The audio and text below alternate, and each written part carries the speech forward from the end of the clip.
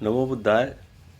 आज हम लोग जानेंगे सत्यनारायण गोयनका जी महाराज द्वारा व्याख्या की गई कि शुद्ध धर्म क्या है, धर्म का सार क्या है, जो इस प्रकार है। ठीक से समझे हुए धर्म को ही ठीक से पालन किया जा सकता है। धर्म के सार को समझें, सार को समझेंगे तभी उसे ग्रहण कर पाएंगे, अन्यथा भीतर का सार तत्व छोड़ करके छिलकों में ही उलझे रहेंगे, उन्हें ही सार समझकर धर्म मानने लगेंगे। सार में सदा समानता रहती है, भिन्न भिन्न छिलके हुआ करते हैं, और जहाँ इन छिलकों को धर्म मान लिया जाता है वहाँ धर्म भी भिन्न भिन्न हो जाते हैं। यह हिंदुओं का धर्म, हिंदुओं में भी सनातनी, आर्य समाजी। यह बौद्धों का धर्म, बौद्धों में भी महायानी और हीनयानी। यह जैनियों का धर्म, जैनियों में भी दिगंबरी, श्वेतांबरी। यह ईसाइयों का धर्म, ईसाइयों में भी कैथोलिक, प्रोटेस्टेंट। यह मुसलमानों का धर्म, मुसलमानों में भी शिया और सुन्नी आदि आदि धर्म। भिन्न भिन्न ही नहीं, परस्पर विरोधी भी। निस्सार छिलकों को महत्व दिए जाने के कारण ये भिन्नताएं हैं, और इन्हें लेकर ही पारस्परिक विरोध उत्पन्न होते हैं। कोई चोटी रखे हुए है, कोई दाढ़ी, कोई चोटी मोटी है या पतली, दाढ़ी मुड़ी हुई है, मूछ वाली या भरी मूछ वाली। कोई सिर के बाल बढ़ाए हुए है, बाल खूब सजे सवरे हैं, या रूखे सूखे जटा जटिल। कोई सिर मुड़ाए हुए है तो वह भी उस तरह से या चिमटी से। किसी ने कान छिदवा रखे हैं तो उसमें बालियां पहनी है या कुंडल या मुद्राएं। कोई तिलक लगाए हुए है तो तिलक चंदन का है, रोली का है या भस्म का, इस आकार का है या उस आकार का। कोई माला पहने हैं तो कोई रुद्राक्ष की माला है या चंदन की या तुलसी की, बीच में लटकने वाली है या बिना लटकने वाली है। यदि लटकने वाली है तो उसमें किस देवी देवता, गुरु, आचार्य का चित्र है या चिन्ह लटकता तो है। कोई निर्वस्त्र है तो कोई वस्त्र पहने हुए, वस्त्र पहने हैं तो वह शिला है या अनशिला, इस रंग का है या उस रंग का है, इस बनावट कटाव का है या उस बनावट कटाव का है, धोती है या लुंगी है, पजामा है या पतलून, कमीज है या कुर्ता, अचकन है या कोट, दुपल्ली टोपी है या तुर्की टोपी, अंग्रेजी हैट। कोई गले, भुजा, कलाई, पैर या उंगलियों में डोरा बांधे हैं अथवा जंतर, ताबीज या गंडा, और है तो उसमें कोई अंक है या अक्षर या शब्द या मंत्र या तंत्र या यंत्र। कोई हाथ में पात्र लिए है या करपात्री है। पात्र है तो मिट्टी का है या लकड़ी का, लोहे का है या अन्य धातु का।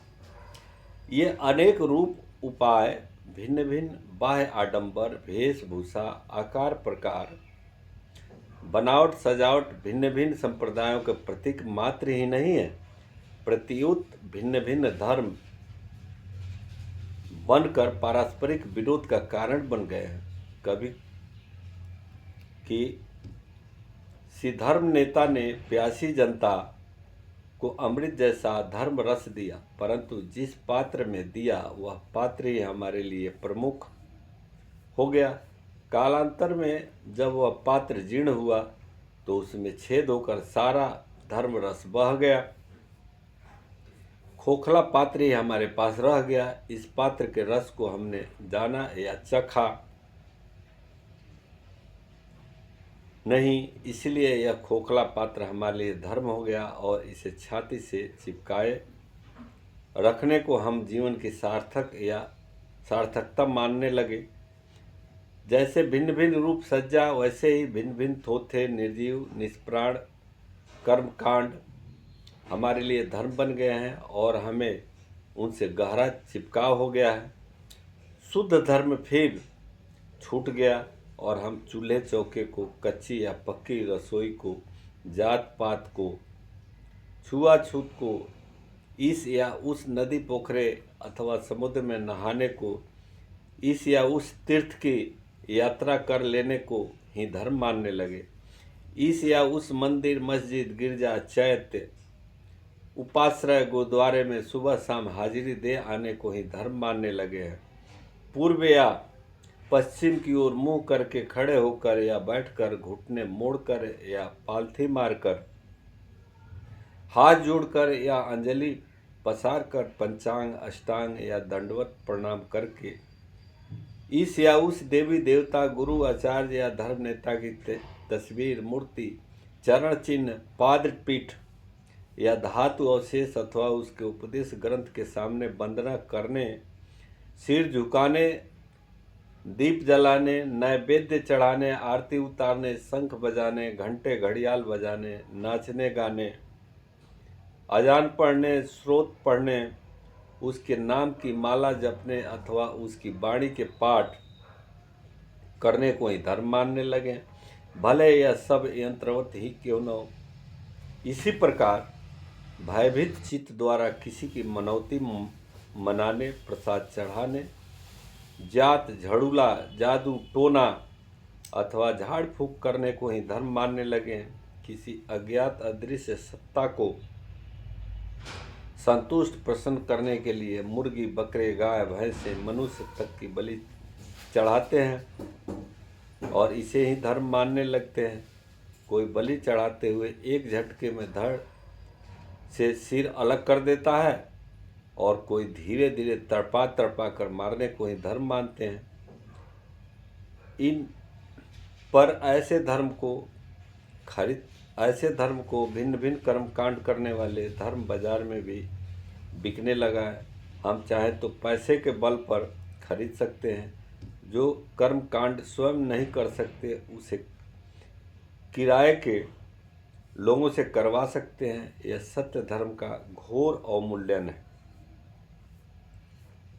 सत्य धर्म की उपलब्धि के लिए हमें जो साधन मिले, हमारी नासमझी के कारण वे ही हमारे लिए बंधन बन गए। किसी संत पुरुष ने हमें अंधकार में भटकते देख अत्यंत करुण चित्त से हमारे हाथ में जलती हुई मशाल पकड़ा दी, ताकि उस प्रकाश के सहारे हम सही रास्ते चलकर अपनी जीवन यात्रा सकुशल पूरी कर सके। परंतु कालांतर में उस मशाल की ज्योति बुझ गई, हमारे हाथ में केवल डंडा रह गया और हम मूर्तावश उस डंडे को ही मशाल मानकर उससे चिपक गए। शिव छूट गया, सौ रह गया। थोथा बाह्याचार ही हमारे लिए धर्म बन गया। ऐसी दयनीय स्थिति में आखंड डूबा होने के कारण ही कोई प्रवासी भारतीय कहता है, मुझे बर्मा आए 40 वर्ष बीत गए। यहाँ आकर मैंने चोरियां की, छल कपट किया, व्यभिचार किया, नशा पता की या, लेकिन अपना धर्म नहीं छोड़ा।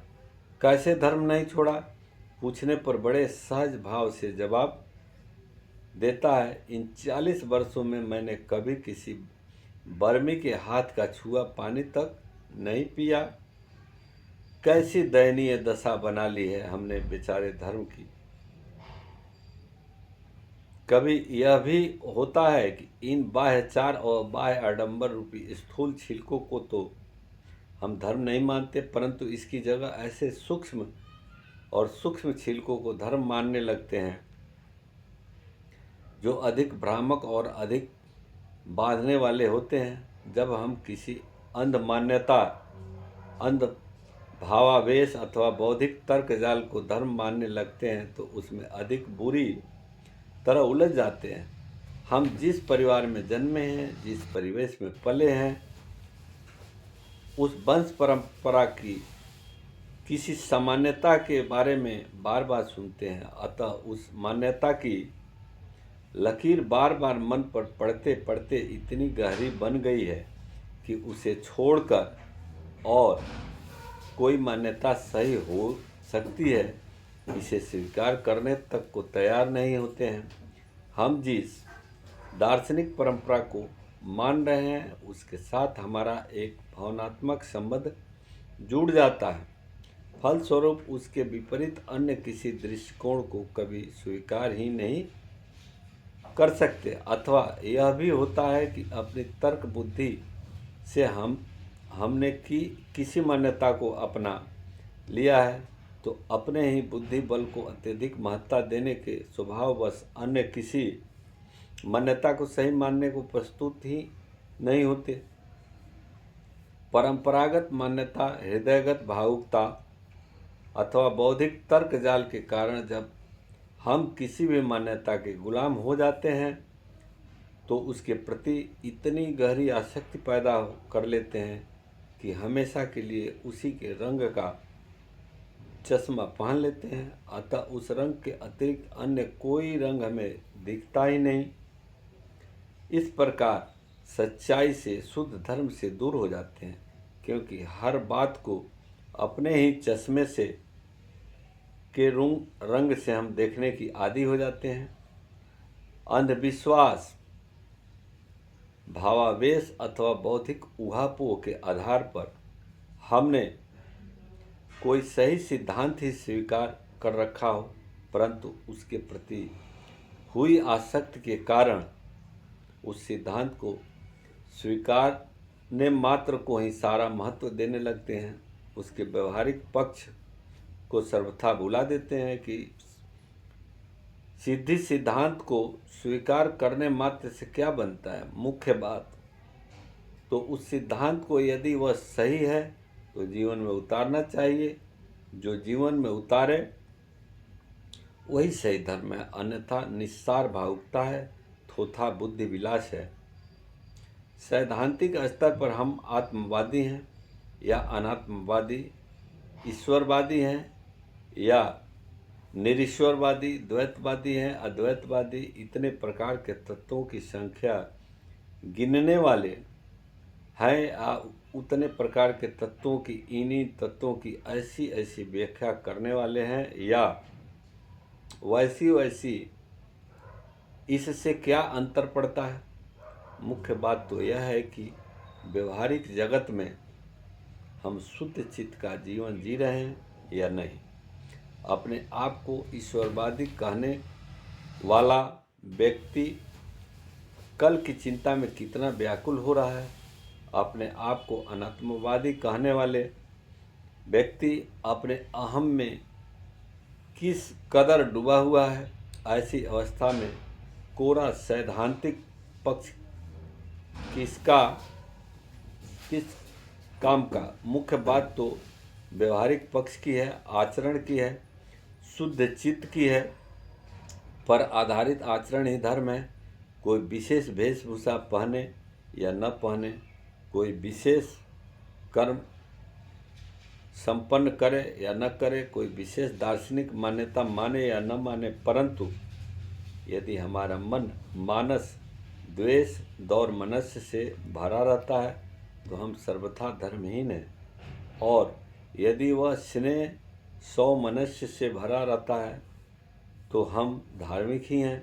कोई वेशभूषा, कोई कर्मकांड, कोई दार्शनिक मान्यता तो हमारे चित्त की विशुद्धि में सहायक सिद्ध होती ही हो तो ग्राह्य है, और यदि हमारे चित्त शुद्धि से उसका कोई संबंध नहीं तो निरर्थक निस्सार है। अगर यही हमें धार्मिक होने की मिथ्या भ्रांति पैदा करने वाली हो जाए तो जहरीले सांप की तरह खतरनाक है, अतः सर्वथा त्याज्य है।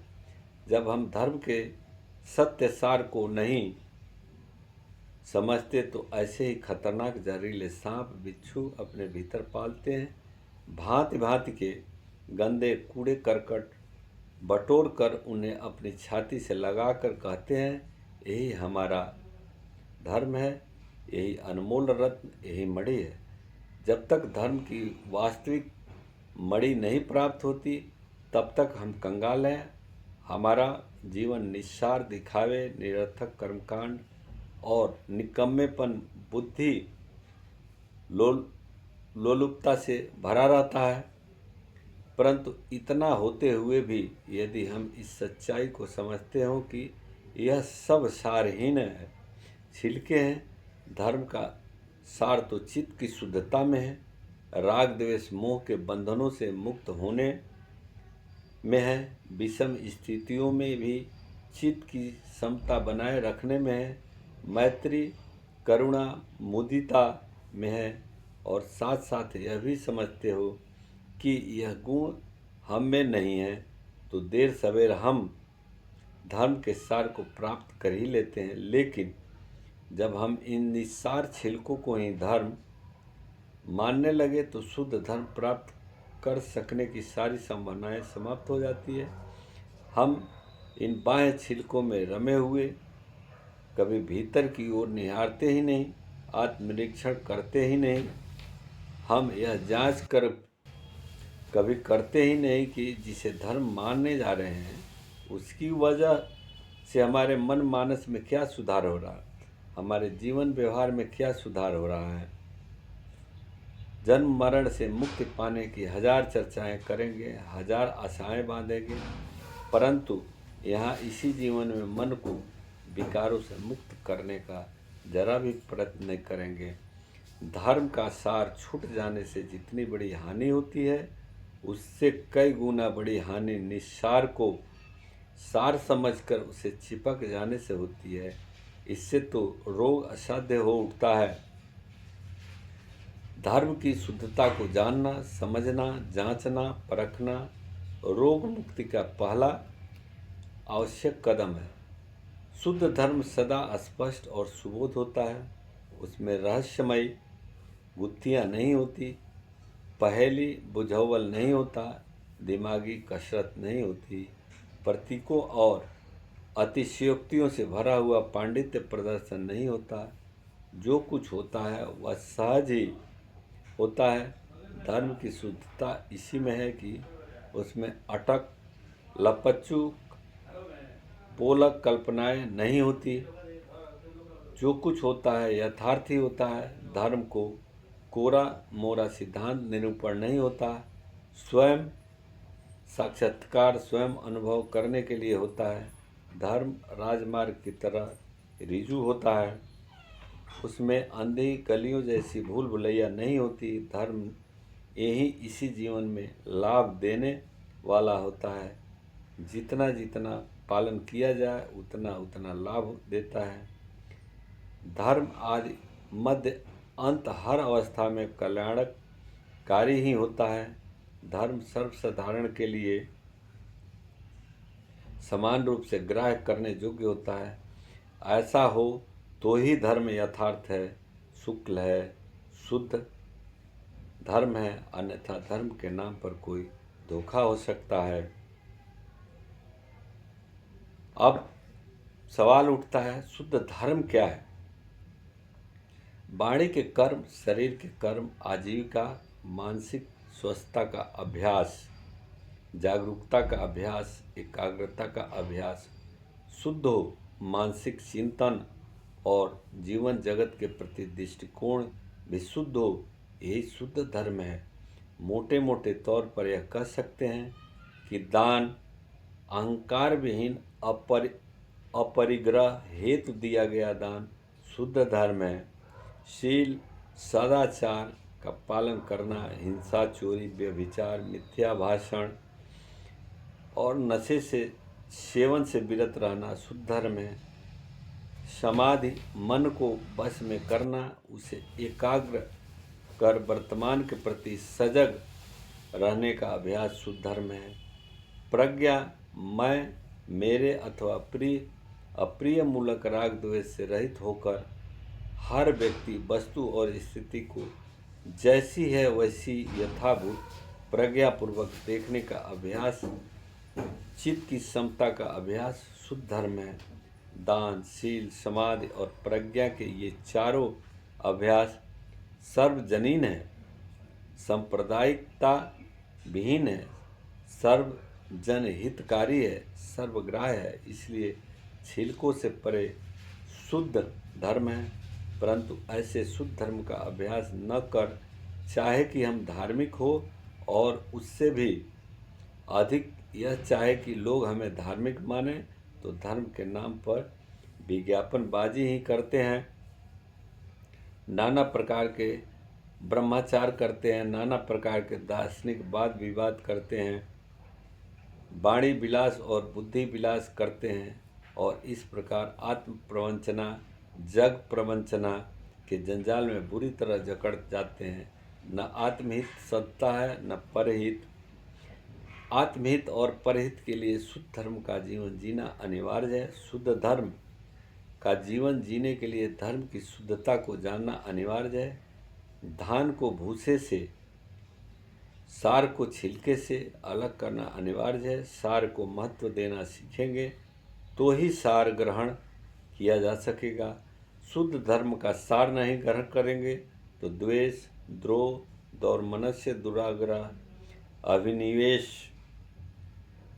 हठ धर्मिता, पक्षपात, संकीर्णता, कट्टरता, भय, आशंका, अविश्वास, आलस, प्रमाद, कठमुल्लेपन से भरा हुआ जीवन निस्तेज, निष्प्राण, निरुत्साही होगा, कुत्सित, कलुषित, कुटिल होगा, व्याकुल, व्यथित, व्यग्र होगा।